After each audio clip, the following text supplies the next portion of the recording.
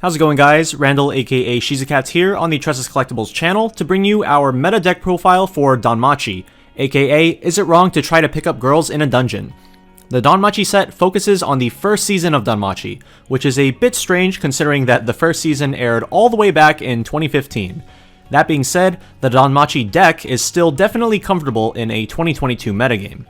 It's a fairly popular deck right now in the Japanese competitive scene, thanks to its consistency and ability to combat standby decks fairly well with its high offensive power. Whether you're a seasoned veteran or a little rookie, we'll be taking you through everything you need to know to play this powerful deck. As always, we're going to be starting with the Climax lineup. 4 Gates for the level 1 Bell combo, and 4 Pants for the level 3 Hestia.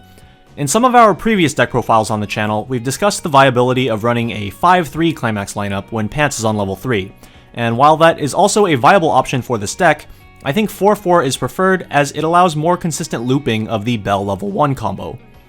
The Bell level 1 requires a bit of context as he interacts with multiple other event cards. Let's first start with the Firebolt level 1 event. This allows you to salvage a character whose level is equal or lower than the number of Bell combos you have in your waiting room. This is a very powerful option to have, as it offers selectivity without any stock cost. You will always be able to salvage the level 1 Bell or any level 0 character with this event, making it a fantastic way to grab key utility pieces or simply secure copies of the Climax combo. As more Bells are sent to your waiting room in the mid-game, you can use this event to pick up even higher level cards.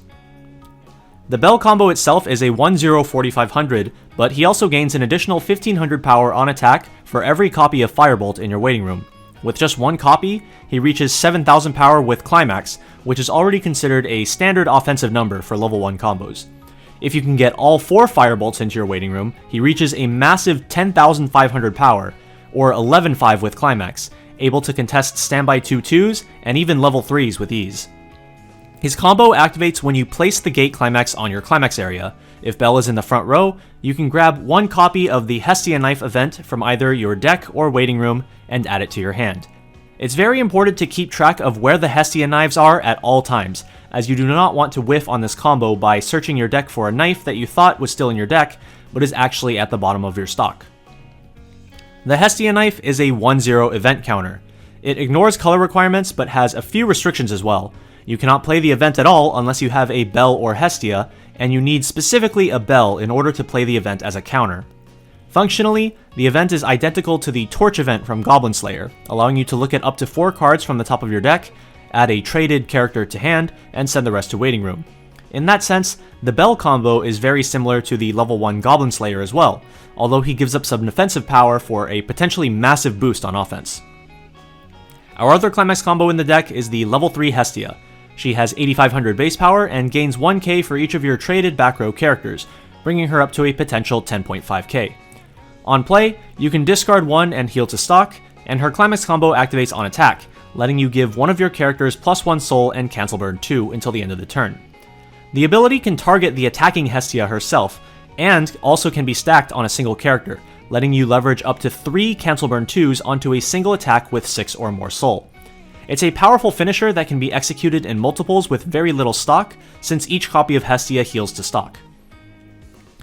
Kicking off our level 0 line is the level 0 Bell. This card has 2 abilities, but we're only making use of one of them in this deck. At the start of your opponent's attack phase, you can pay 1, clock the top card of your deck, and return the Bell to your hand in order to return one of your other characters on stage back to your hand as well. Similar to profiles like Aqua level 0 from Hololive, this lets you pay a cost of 1 stock and 1 damage to potentially get 2 cards. And unlike Aqua, the cards you're gaining are ones that you've already put onto the board instead of random cards off the top of your deck. This is extremely useful for maintaining early game advantage and reusing Climax combo Bells or strong on-play abilities like some of the other level 0s in our lineup. Also, you don't need to have another character on stage in order to use this ability. You can simply pay the cost, return Bell to hand, and whiff on the effect itself, which still allows Bell to be a +1 even when he's alone. Our next card is this Aina, who is both a drop search and a bottom deck bomb. She is one of the level 0s that we can potentially reuse with the Bell level 0 that we just looked at, allowing us to reuse her drop search ability on play and make sure that we're always grabbing the cards we need. Her bottom deck bomb ability is very useful in the current English metagame, being able to remove cards such as the aforementioned Aqua level 0 from Hololive, which is extremely popular at the moment. Obviously, we can't use Aina as a bomb and return her back to hand with Bell's effect, so it's up to you to decide whether to crash her in order to address a potential threat, or keep her around with a side attack and have a more secure turn in the future. The next level 0 is one of the star cards of this lineup, and part of what makes this deck so well known as a standby killer. This level 0 Hestia has 2 on-play abilities, making her a prime target for bouncing back to hand with level 0 Bell to reuse. First, on play you can look at up to 3 cards from the top of your deck, choose up to 1 event from among them, add it to hand, and send the rest to waiting room. Then, if you added an event to your hand, you discard a card. This is very similar to a Rize effect, except there's no downside if you don't hit any events. Therefore, this card can be seen as an optional mill up to 3 that can sometimes also filter an event into your hand from those 3 cards. It's extremely powerful. Her second effect lets you target one of your opponent's characters and prevent it from moving until the end of the opponent's next turn. This can be useful against runners when combined with the Aina Bomb, standby targets so they get stuck in back row, or, my personal favorite, using it on your opponent's level 3 finishers when they park them in the back row for a turn, just to make use of their on-play heal effects. This ability can range from mildly annoying to potentially game-winning, and the fact that it's on a card with an already extremely relevant first ability makes this an excellent addition to our deck. Our brainstorm of choice in this deck is the level 0 Hestia. Apart from being a rest self-search brainstorm, once per turn, when we use an event card, we can draw 1 card, and if we do, we discard 1 card afterwards. It's an excellent way to filter unneeded cards out of our hand and hopefully replace them with more useful ones. And in a deck that has this many events, we'll be getting a lot of use out of this ability every game. Just remember that the ability is considered to be activated even if you chose not to draw a card. Since the ability only activates once per turn, any events past the first will not let you draw 1, discard 1, even if you decline to draw when playing the first event. The level 0 Hestia PR is a 1k buffer by resting herself, but also has an interesting secondary ability. When you use an event, you can send her to stock after the event finishes resolving. In situations where you find yourself with too many cards and might go over the hand size limit, sending this Hestia to stock allows you to still get resources where you otherwise would just discard a card for nothing. This effect also works on either player's turn, so if you want, you can send her to stock on the opponent's turn by using a Hestia knife as an event counter. By using her as an attacker instead of a buffer, this potentially allows you to dodge an on-reverse ability while simultaneously getting stock. Our final level 0 in the deck is a 1-of Climax Swapper. She has a secondary ability to level swap, but this is not really needed in this deck since it's only 2 colors and doesn't require experience. This ability has a bigger role in Eyes or Argonaut Bell based decks where you need specific cards or levels in your level zone. That being said, the Climax Swap ability is useful as always.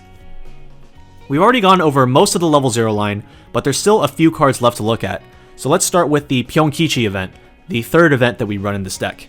It's a very simple 1-1 event. Salvage a character and then give a character 4,000 power for the rest of the turn. Simple, yet very effective. However, Pyongkichi reaches its full potential when combined with the 1-0 Wealth.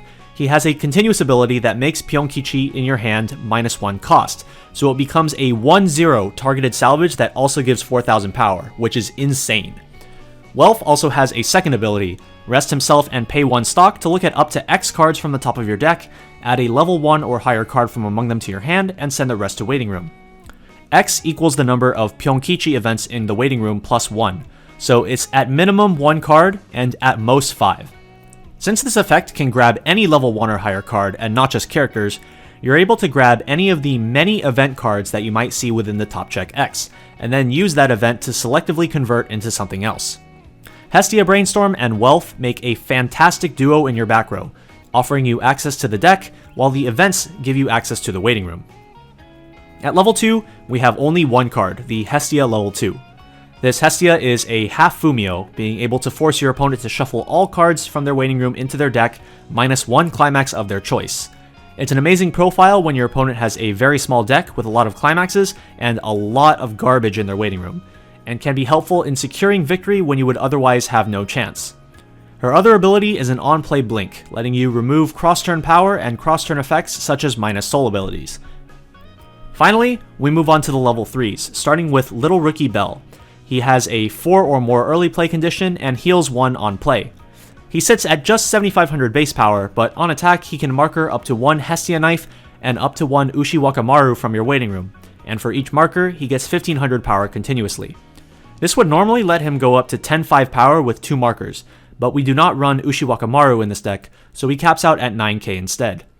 While he isn't exactly the biggest early play heal as a result, we still run him as a one-of, just as a 5th healer that's very easy to put on the board. Our final card is this level 3 Bell. He has on-play top check X add 1, and on attack, if you have a Hestia knife in your waiting room, you can pay 1 and discard 1 traded character to burn 1. It's a handy card to have in case you still haven't drawn into the level 3 Climax, and can help out with the finisher turn as well. This deck is very simple on paper with a lot of 4-ofs and a pretty well-defined game plan. Play your bells, crush your opponent's board, and eventually end on Hestia finishers, using a lot of events along the way. However, because of cards like the Hestia Knife, Wealth level 1, and level 0 Hestias, there's actually a lot of very small decisions that you are constantly making when playing this deck. How many cards will I mill? Should I use a Hestia Knife on this first attack? Second attack? Should I draw Ditch with the Hestia Brainstorm? With this Danmachi deck, it's all about the journey, since every game is going to be very different from the last. Starting with the Mulligan, since we're running gate climaxes, you will want to mulligan at least 1 character so that you have a valid target if you trigger a gate early. Hold on to level 0s and copies of the level 1 Bell combo and his gate climax. Your best play at level 0 is more often than not going to be the Bell, with the ability to save both himself and another character. In conjunction with other level 0s like Hestia and Aina, you can bounce them back to the hand to reuse their on-play abilities. The overall power level of the level 0 line in this deck is very low, so you will often have to make side attacks at level 0 if you want to maintain cards on the board to bounce back to your hand with Bell's effect. Since the Bell lets you save multiple characters at once for a great price, it's common to play extremely aggressively at level 0, attacking 3 times per turn, and even using utility characters like Hestia Brainstorm as attackers, since the Bell can just return her to the safety of your hand anyways. At level 1, your main goal is to secure Bells and use their Climax combos. Thanks to their naturally high offensive power, you can count on them to obliterate your opponent's board turn after turn, although they will more than likely also get run over on the backswing. There's honestly not a lot of fancy things that you can do until you hit level 3 and use your Hestia combo, so in the meantime, focus on using Bell combos plus your Hestia and Wealth back row to maintain hand advantage.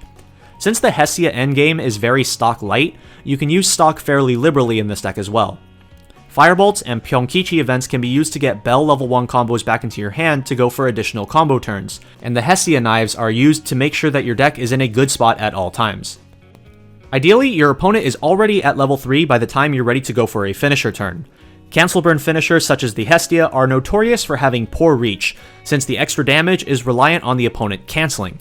However, if your opponent is already near death, the cancel burns are an excellent way to close out a game. I personally like stacking all the cancel burns on the last copy of Hestia, especially if the opponent is at 3-1 or worse, since it means the 6 damage swing will always either kill them or force the triple cancel burns. Leaving the cancel burns on the last Hestia also means that you save yourself the option to side attack if the situation calls for it. You do need to be careful against decks that have rest counters or anti-damage counters though, as those can seriously ruin your day if you're playing carelessly.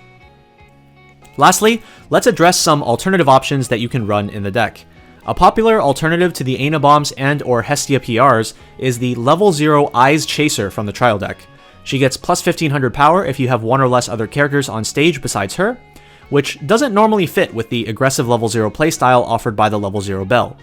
However, the Bell actually combos quite well with Eyes, as he can bounce himself plus 1 of your other characters, unlocking Eyes' power condition as well as simultaneously opening up the front row slots for her to roam freely with her chaser effect.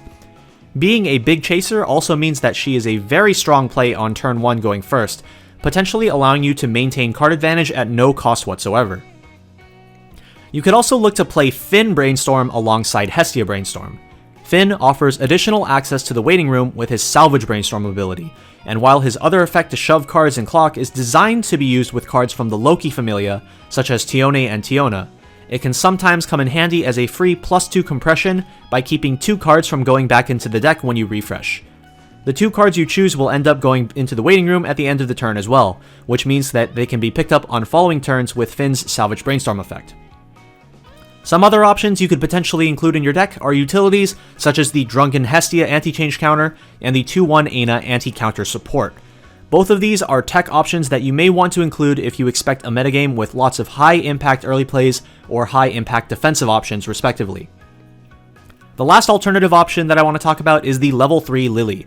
She has on-play bounce and doesn't lose soul when side attacking on the turn she's played, which allows you to play around defensive counters in not one, but 2 lanes.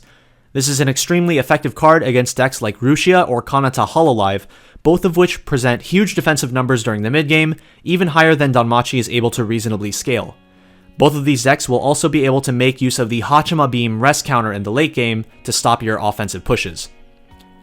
Lily also has access to a secondary ability that can give both herself and one of your other characters Cancel Burn 1, which makes her a perfectly fine substitute for a third copy of Hestia on a finisher turn.